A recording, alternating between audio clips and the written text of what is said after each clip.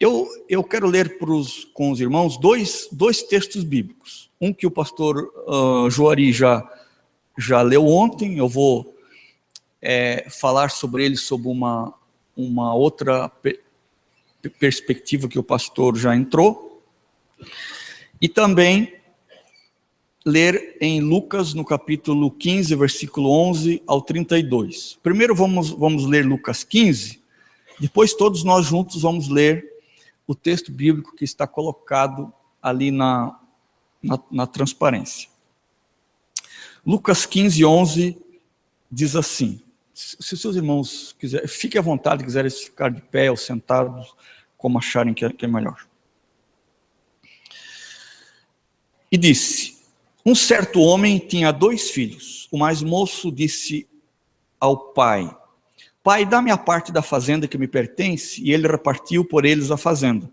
E poucos dias depois, o filho mais novo, juntando tudo, partiu para uma terra longínqua, e ali desperdiçou sua fazenda, vivendo dissolutamente. E havendo ele gastado tudo, houve naquela terra uma grande fome, e começou a padecer necessidade. Pulando para o 17. E caindo em si, disse, quantos trabalhadores de meu pai têm abundância de pão, e eu aqui pereço de fome? Levantar-me-ei, e irei ter com meu pai, e dir-lhe-ei, pai, pequei contra o céu e perante ti, já não sou digno de ser chamado teu filho. Faze-me como um dos teus trabalhadores. E levantando-se, foi para seu pai, e quando ainda estava longe, viu o seu pai, e se moveu de íntima compaixão, e correndo, lançou-se-lhe ao pescoço e o beijou. E o filho lhe disse, pai, pequei contra o céu e perante ti, já não sou digno de ser chamado seu filho. Mas o pai disse aos seus servos, trazei depressa a melhor roupa e vestilho, e pondo-lhe um anel na mão e sandálias nos pés, e trazei o bezerro cevado e matai-o, o comamos e alegramo-nos. Porque este filho estava morto e reviveu, tinha se perdido e foi achado, e começaram a alegrar-se. E o seu filho mais velho estava no campo, e quando veio, chegou perto da casa, ouviu a música e as danças, e chamando um dos servos, perguntou-lhe o que era aquilo. E ele lhe disse, veio teu irmão e teu pai matou o bezerro cevado, porque o recebeu são e salvo. Mas ele se indignou e não queria entrar, e saindo o pai, estava com ele. Mas respondendo ele, disse ao pai, eis que te sirvo há tantos anos, sem nunca transgredir o teu mandamento, e nunca me deste um cabrito para alegrar-me com os meus amigos. Vindo, porém, esse teu filho, que desperdiçou a tua fazenda com as meretrizes, mataste-lhe o bezerro cevado. E ele lhe disse, filho, tu sempre estás comigo, e todas as minhas coisas são tuas. Mas era justo alegrarmos-nos e regozijarmos-nos, porque este teu filho estava morto e reviveu, tinha se perdido e foi achado. Amém. Agora vamos ler todos juntos esse texto bíblico que está colocado na transparência. 1, 2, 3. Vão e façam discípulos, seguidores de todas as nações, batizando-os, tomada de decisão, em nome do Pai e do Filho e do Espírito Santo, ensinando-os a obedecer, transformação, a tudo que eu lhes ordenei, e eu estarei sempre com vocês até o fim dos tempos. Mateus 28, 18 a 20. Eu li na Nova Versão Internacional. Os irmãos podem tomar seus assentos?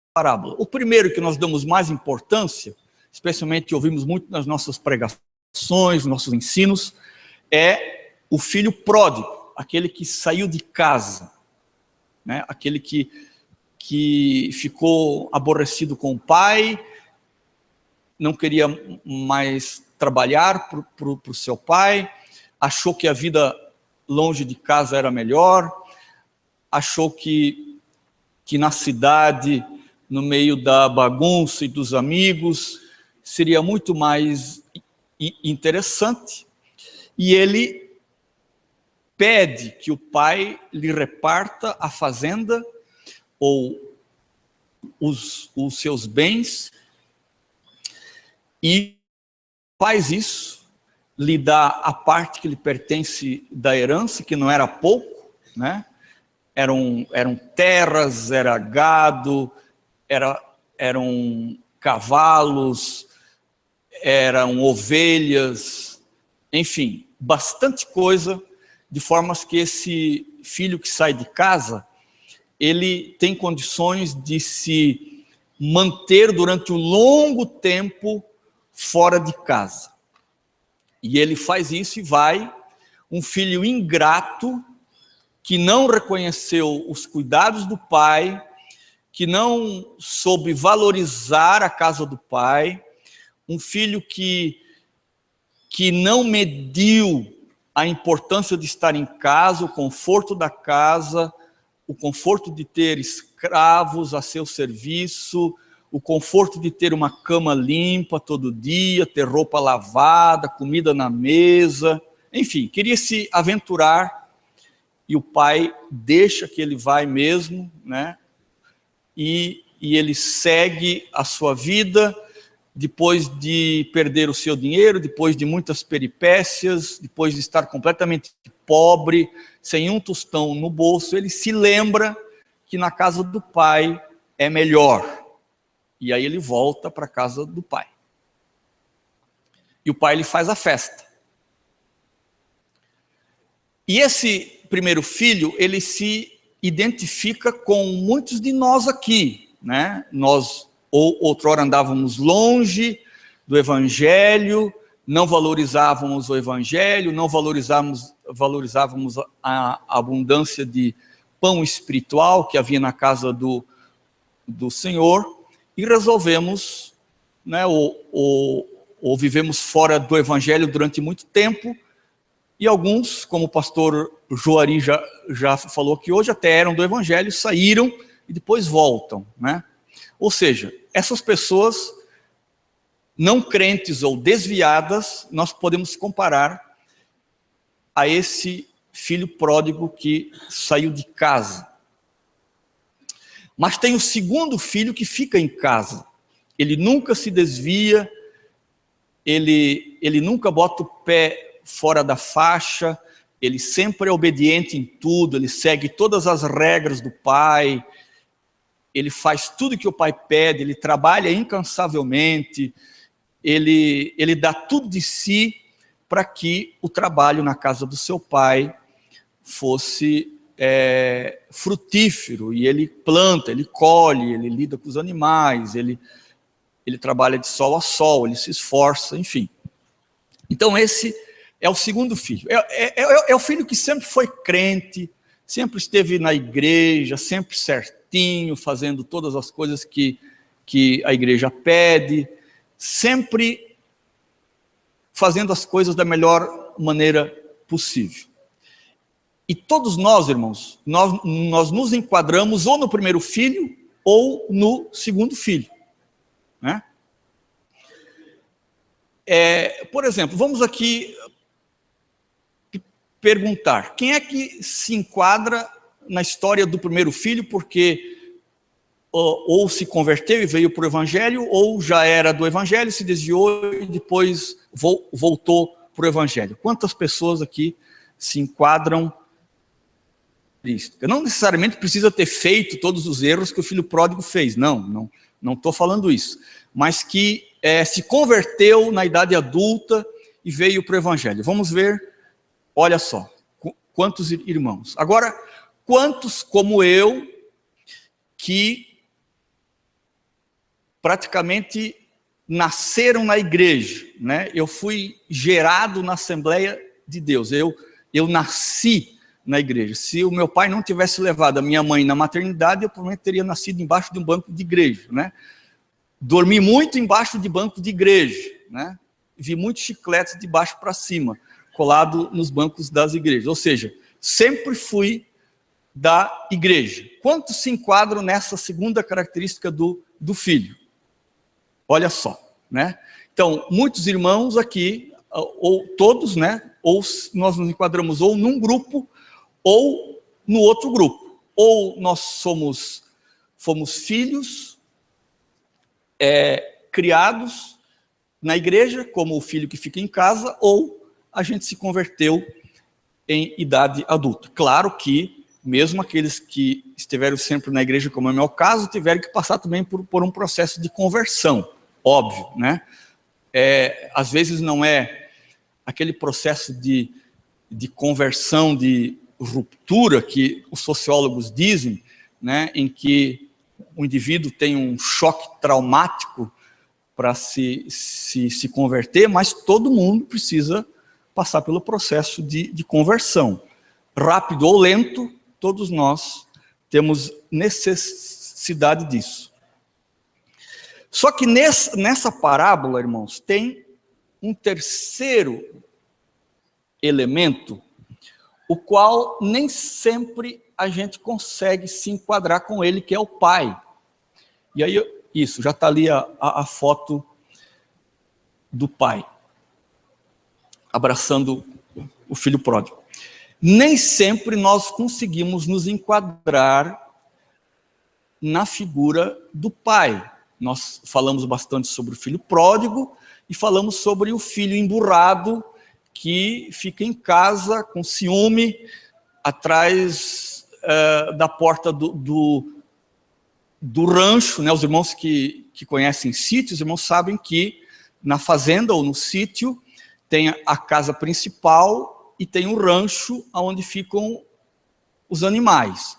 Quando esse filho, que nunca saiu de casa, volta do campo, ele nem entra na casa do pai, ele fica lá no rancho emburrado, né?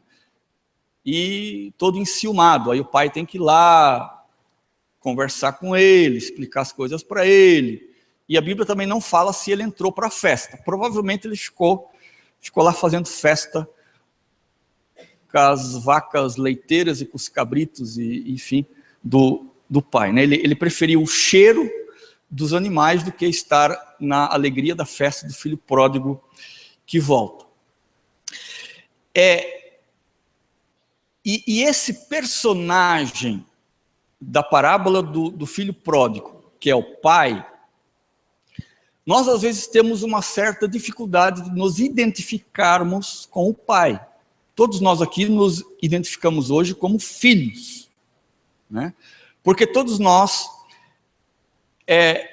num certo sentido, nós somos dependentes de carinho, dependentes de afeto, dependentes de cuidados, e todos nós precisamos disso e gostamos disso. Por isso é mais fácil a gente se enquadrar em alguns dos filhos, porque nós queremos essa atenção de alguém, nem que não seja do pai ou da mãe, mas nós precisamos dessa atenção e desse carinho de alguém que olha por nós, que cuida de nós, que nos abraça, que nos afaga.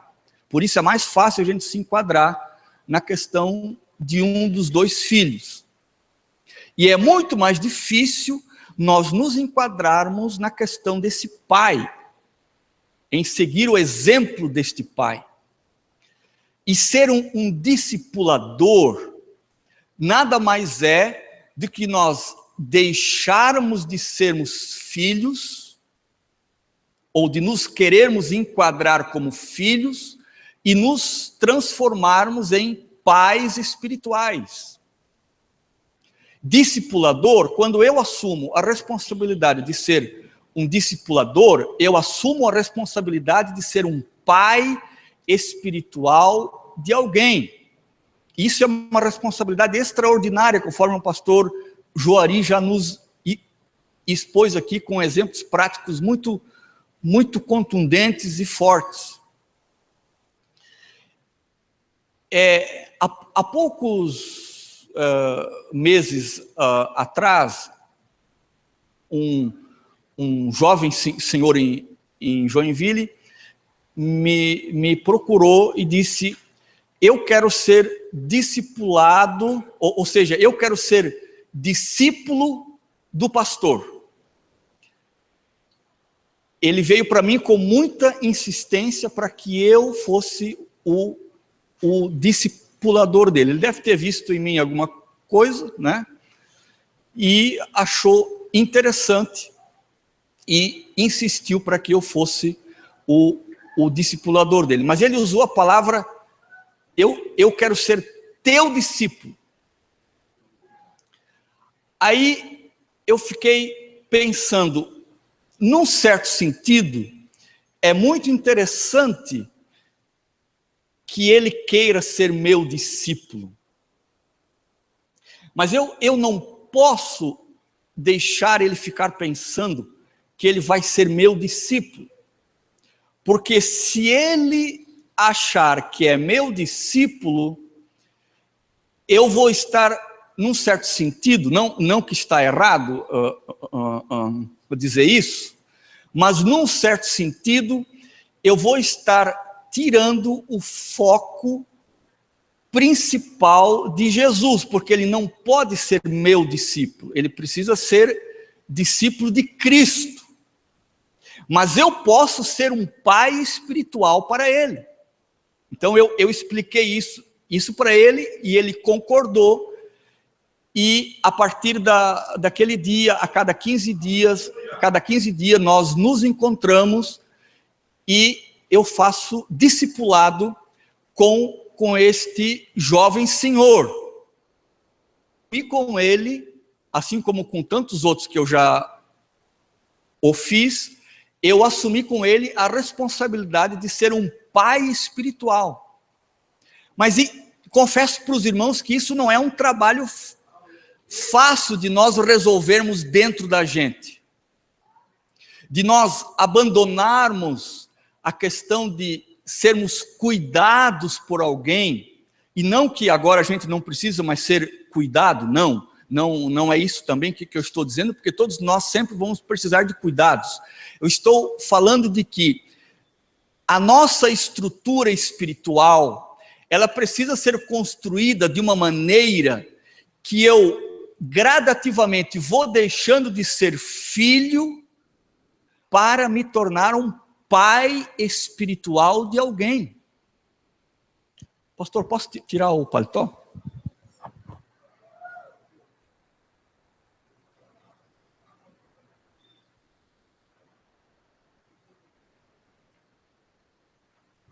Gradativamente nós vamos deixando de ser filhos e vamos adotando a postura de pais espirituais de alguém.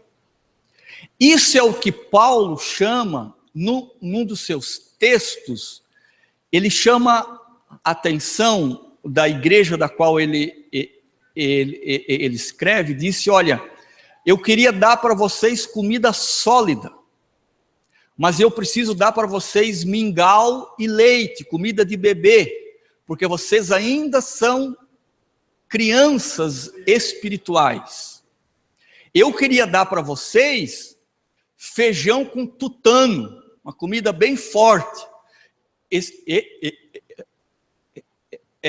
No mês de novembro fiz uma viagem para o Panamá e eu quase fiquei intoxicado da comida deles, que é feijão com arroz de manhã, feijão com arroz no almoço e feijão com arroz na janta. Então, uma comida extremamente pesada e forte. E aí eu lembrei desse texto, né?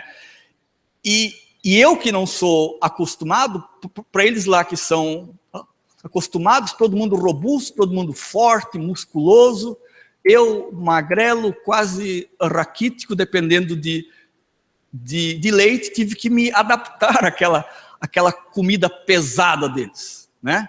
E é justamente isso que Paulo está querendo dizer aqui, olha, a gente precisa abandonar essa postura de dependência espiritual de alguém. Temos que abandonar a postura de sempre querer estar recebendo alguma coisa de alguém, porque o pastor precisa me dar uma boa palavra, fulano precisa me dar um conselho, Beltrano precisa isso e aquilo. Claro, eu não estou dizendo que, volto a repetir, não estou dizendo que isso não seja importante, claro que é importante, todos nós precisamos disso. Mas, como o pai da parábola do filho pródigo, nós precisamos adotar a postura de pais espirituais, que sejam discipuladores de alguém. Discipular. É só assim que a igreja ela se torna uma igreja forte, uma igreja bem estruturada, como de fato o apóstolo Paulo quis dizer neste texto que ele usou. Olha, vocês precisam comer comida sólida. Os pais é que comem comida sólida porque eles precisam ter força e energia para educar e dar para os seus filhos e trabalhar, dar para os seus filhos aquilo que eles precisam.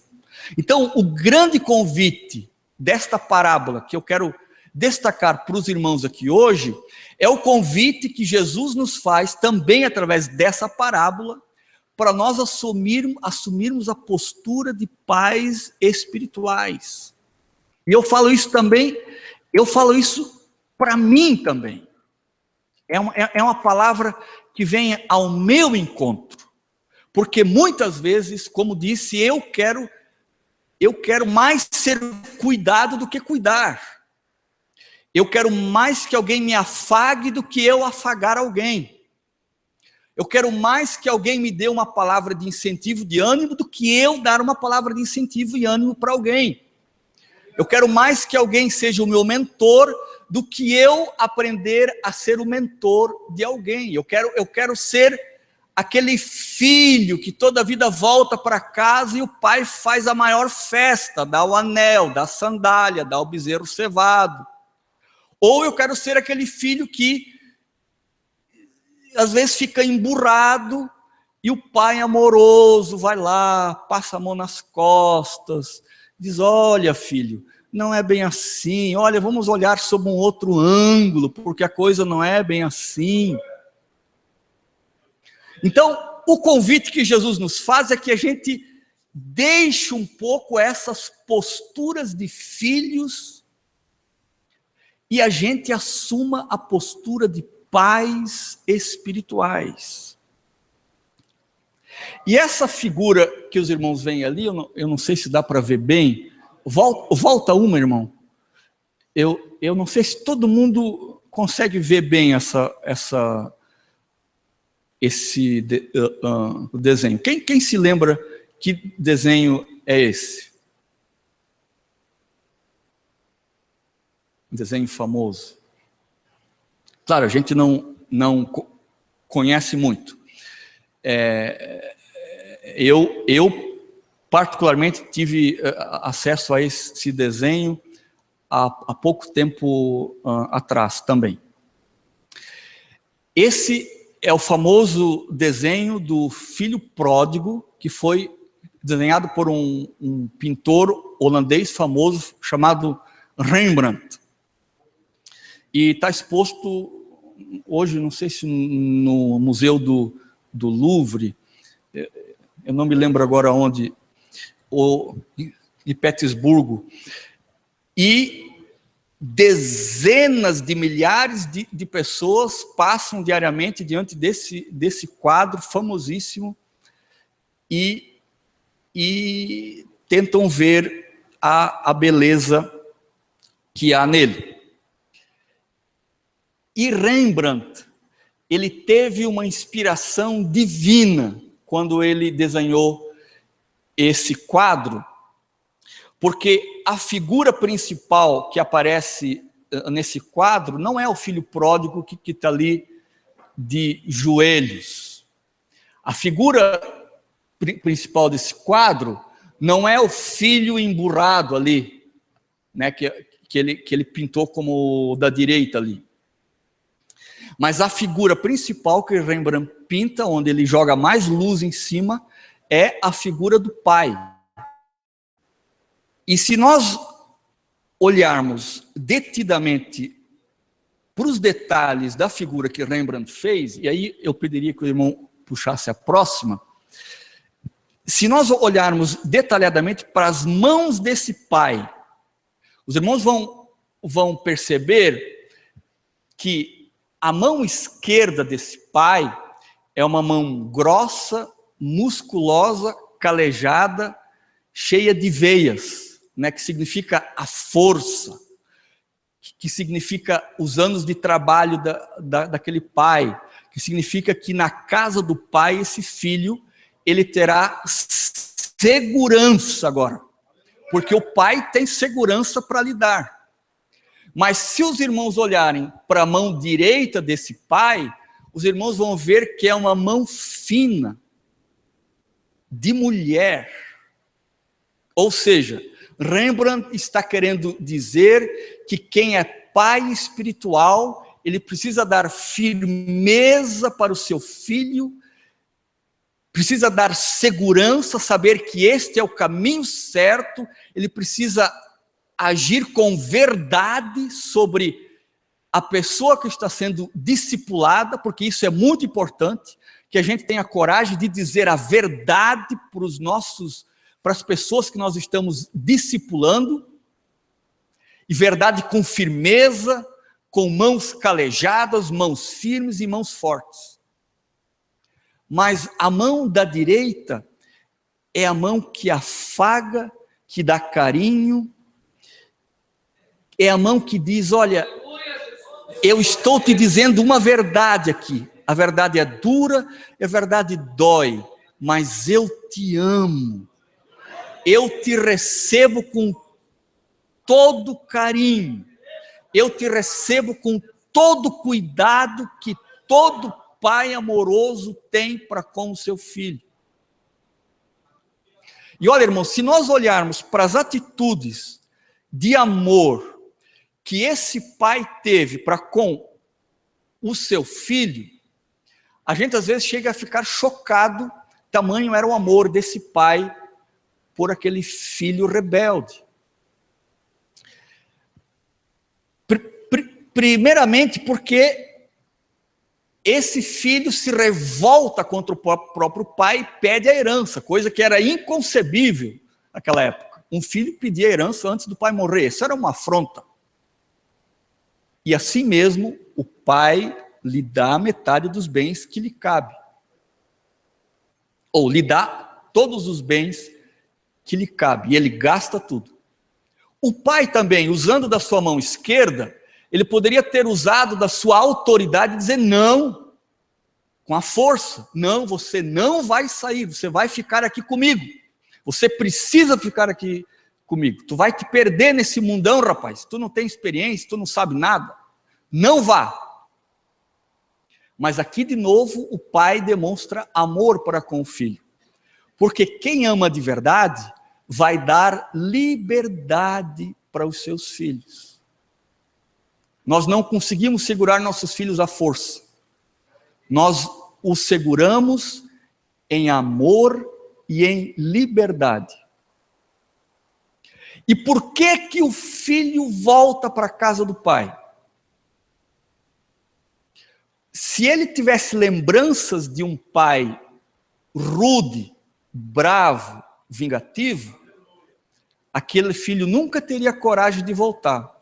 Mas ele tem coragem de voltar porque ele se lembra da mão direita do pai, que recebe, que acolhe, que afaga, que dá carinho, que abraça, que diz, eu quero te receber de volta com todo amor, pode vir, estou te esperando. E é isso mesmo que o pai diz quando o filho volta, eu estava te esperando. Não teve um dia que eu não olhei pela janela, pela porta, para ver se você não vinha ao longe. Por quê? Porque pais espirituais precisam tolerar as peripécias, as rebeldias, as fraquezas dos seus filhos, ou seja, das pessoas que eles estão discipulando. Por causa disso, o discipulado é um trabalho extremamente difícil, porque exige muita paciência, exige muito cuidado, exige muito amor, exige que muitas e muitas vezes a gente age exatamente como o pai do filho pródigo. Vamos passar régua e começar tudo de novo. Porque filhos são assim mesmo. Filhos são exatamente assim. Mas já tem aquele outro candidato a ser discipulado por nós, que é aquela pessoa certinha, que faz tudo certo, tudo correto. E esse, aparentemente, é até mais fácil nós discipularmos. Porque ele é obediente, ele é submisso, ele sabe o lugar de filho.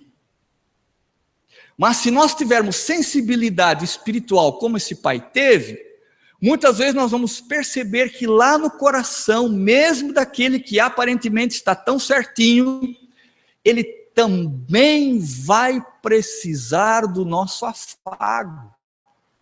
A verdade, da nossa mão esquerda e da nossa mão direita.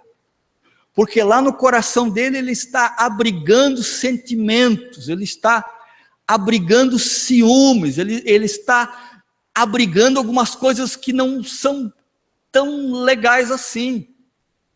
E o discipulador precisa ter essa sensibilidade do Espírito Santo para perceber qual é a palavra certa, qual é a atitude certa para com cada filho espiritual que um pai espiritual tem. Já pensaram se esse pai invertesse a ordem das coisas, fizesse a festa para o filho que estava em casa e dissesse as palavras que ele disse para o filho que estava em casa para o filho que volta? Ia dar maior da confusão. Eles não iam entender nada. Né? Ia ser como os novos convertidos que passam às vezes meses até entender o que é de fato aceitar a Jesus.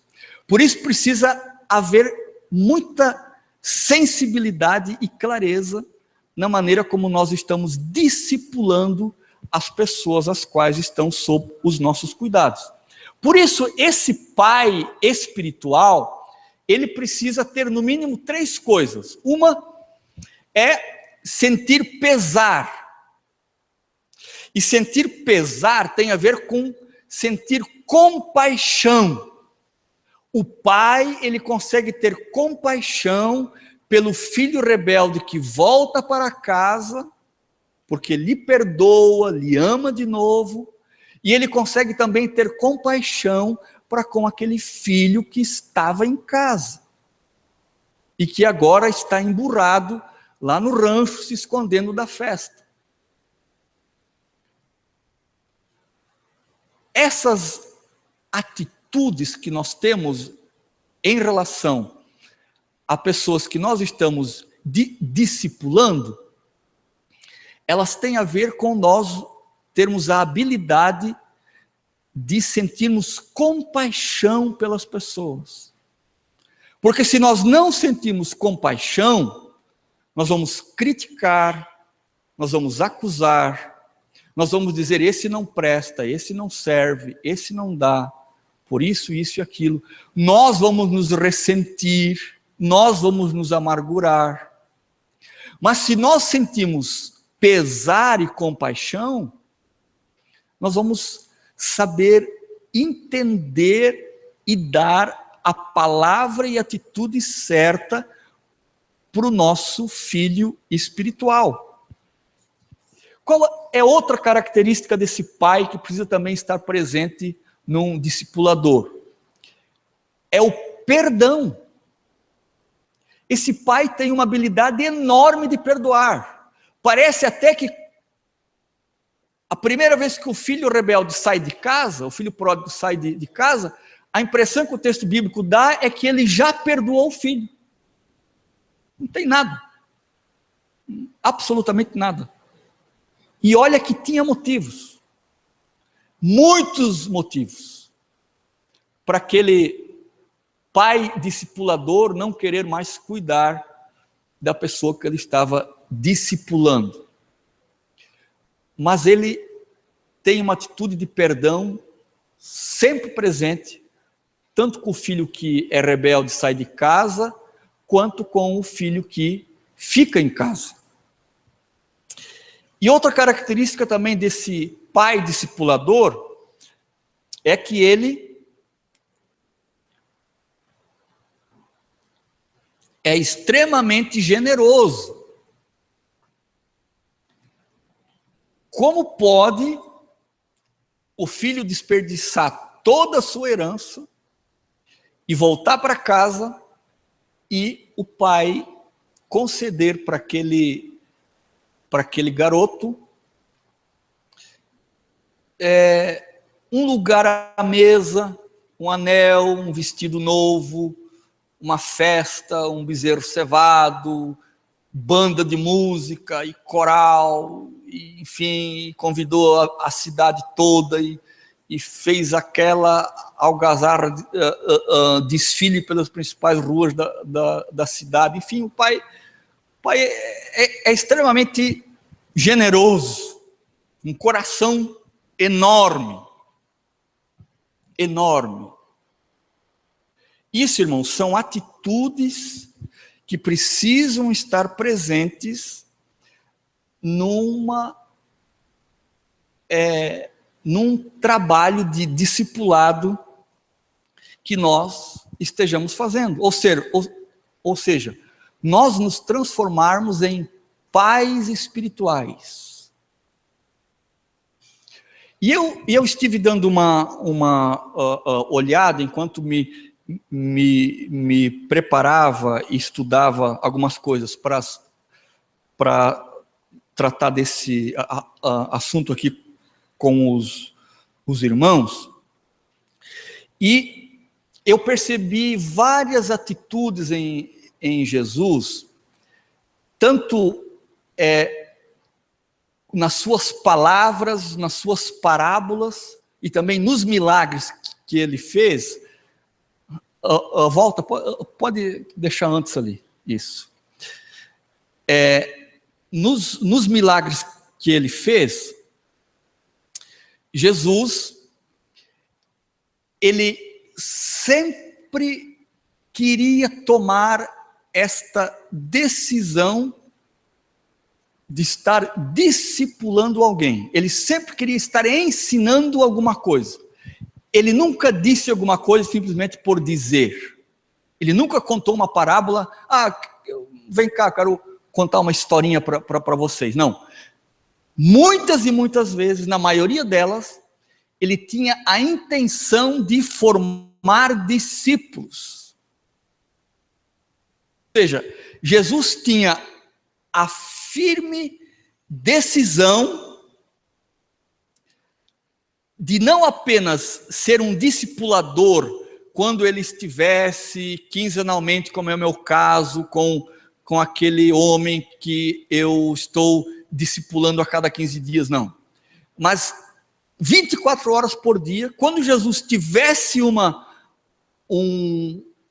oportunidade, Jesus estava ensinando as pessoas à sua volta a serem discípulos. E uma certa feita, um dos seus discípulos chamado Filipe, perguntou para Jesus: mostra-nos o Pai. E Jesus lhe respondeu: quem me vê a mim, vê o Pai. Olhem para mim que vocês vão ver o Pai. Ou seja, as mesmas atitudes, num certo sentido, Jesus estava querendo dizer, as mesmas atitudes de cuidado, de amor e de cura que o pai do filho pródigo teve com os seus filhos, é o que é necessário também que a gente tenha. Ou seja, eu sou como o pai. Então eu também ajo como este pai, embora eu seja filho, mas eu ajo como o pai. E lá em João 17, 23, Jesus disse assim: eu neles e tu em mim, para que eles sejam perfeitos em unidade, e para que o mundo conheça que tu me enviaste a mim, e que tens amado a eles como me tens amado a mim. eu neles e tu em mim. Ou seja, quem vê Jesus vê o Pai, quem está em Jesus está no Pai. Logo, nós todos somos chamados a sermos pais espirituais, a sermos como Jesus foi, a termos a mesma postura que Jesus teve, de não perder oportunidades de fazer discípulos. Por isso nós, no início, lemos aquele texto, ide por todo mundo pregar o evangelho, ide fazer discípulos, ensinando-os a guardar tudo que eu vos tenho ensinado. Ou seja, o mandamento principal que Jesus nos dá é nós irmos e fazermos discípulos. Com muita propriedade, o pastor Joari disse aqui hoje que nós somos muito bons em ganhar gente. Mas me parece, e a estatística disse isso, que nós temos esta dificuldade de fazermos discípulos. Porque discípulo envolve tomar essa atitude que Jesus tinha. Aliás, ser discipulador envolve tomar essa atitude que Jesus tinha, atitude de pai. Envolve tomarmos a atitude deste pai do filho pródigo, que sente compaixão, que sente pesar, que ama, que perdoa, que acolhe, que recebe, que é generoso, que tem paciência, que tem capacidade de sempre estar ensinando as pessoas.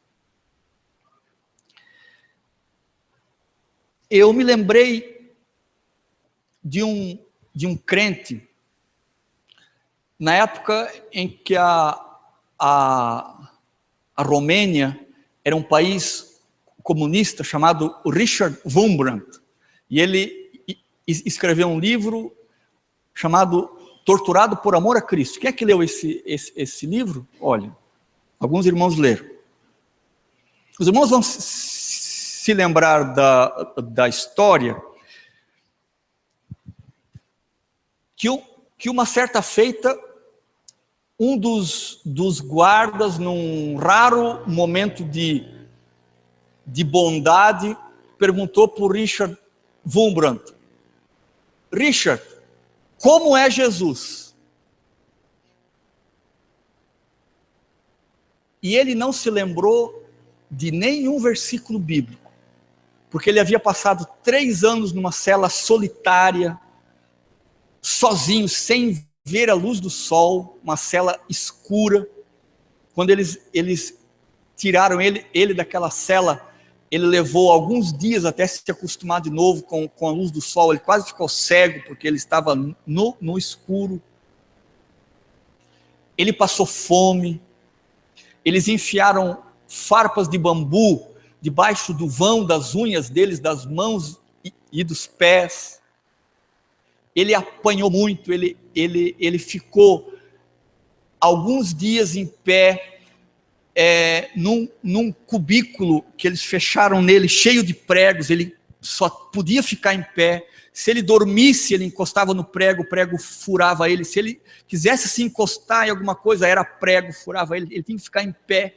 Ficou alguns dias ali. Enfim, torturas das mais cruéis fizeram com ele. Ele, por muitos anos, ele ouviu uma gravação diariamente, 17 horas por dia.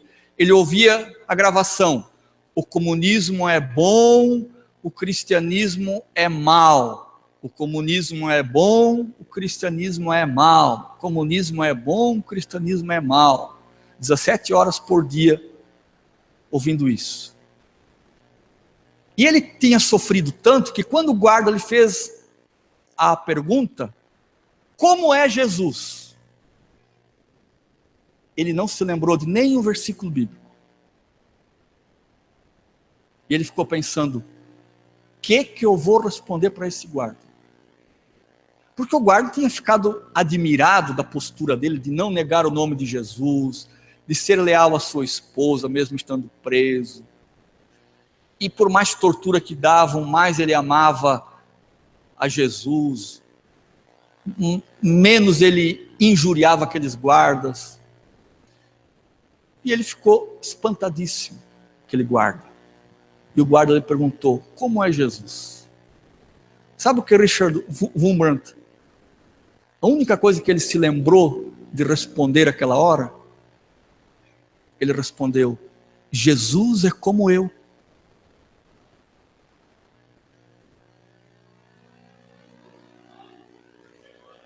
Jesus é como eu. Irmãos, para nós sermos discipuladores, nós temos que ser como Jesus. Como Jesus. Não é fácil, não é simples, mas é preciso que a gente assuma essa firme decisão de sermos como Jesus, de refletirmos a imagem do Pai, de termos a capacidade de acolher as pessoas em verdade, como foi o filho pródigo, o pai do filho pródigo, com a mão esquerda. A verdade, que áspera, machuca e dói, sim, mas também com muito amor, com muito carinho, com muito cuidado. Quem vê o Pai, quem vê a mim, vê o Pai. Jesus é como eu. Você pode dizer isso nessa tarde? Jesus é como eu? Será que todos nós podemos dizer isso? Essa é a atitude de um discípulo que pode ser discipulador. Claro que nós nunca vamos ser perfeitos. Nós acharmos que um dia, nessa terra, né, eu vou ser parecido, ou eu vou ser igual a Jesus. Não, a gente nunca vai conseguir isso nessa terra. Mas nós estamos caminhando para isso. Nós estamos nos esforçando para isso. Nós estamos aqui hoje à tarde, a igreja de São Bernardo, numa tarde quente de janeiro, está aqui vestida de paletó, porque nós queremos aprender a ser como Jesus, porque nós queremos fazer discípulos, porque nós queremos poder dizer: olha, quem vê a mim vê o Pai, porque nós refletimos a imagem do Pai. Amém? Com permissão do pastor, gostaria de orar com os nossos obreiros. Coloque-se de pé, por gentileza. Quem quer ser como Jesus? Eu quero, eu preciso, eu necessito. Vamos orar? Senhor, muito obrigado pela tua palavra, Senhor. Obrigado por este exemplo tão extraordinário do pai do filho pródigo, que nos chama a nós sermos pais espirituais. Perdoa-nos a negligência, perdoa-nos a falta de cuidados, perdoa-nos quando nós perdemos a oportunidade de fazer discípulos para ti. Perdoa-nos e ajuda-nos a sermos discípulos e discipuladores. Discipuladores que fazem discípulos para ti, Jesus. Que querem fazer com que o amor do Pai seja conhecido, a generosidade do Pai seja conhecida, o perdão do Pai seja conhecido, a compaixão do Pai seja conhecida. Ajude-nos a proclamar o teu evangelho desta maneira, em nome de Jesus. Amém. Amém. Tomem assento, irmãos.